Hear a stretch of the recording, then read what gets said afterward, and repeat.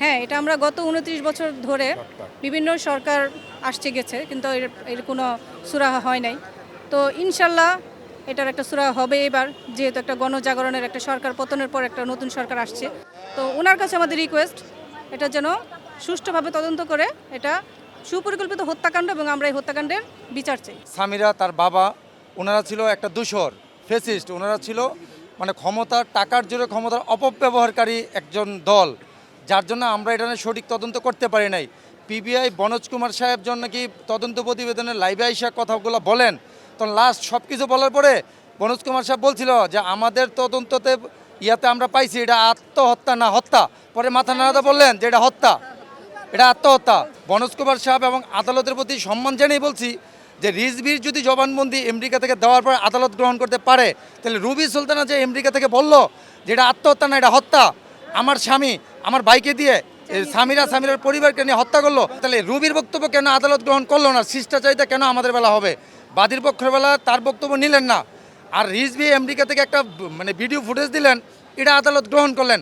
আমাদের চাওয়া আদালতের সম্মান নিয়ে এই আদালত প্রাঙ্গণে কি এমন কেউ নাই সালমানকে ভালোবাসে? আগে মামলাটা অপমৃত্যু মামলা থেকে হত্যা মামলায় রূপান্তর হোক, তারপরে অবশ্যই সরকার প্রশাসন বিচার করবে, ন্যায় বিচার করবে এবং আমরা ন্যায় বিচার পাবো।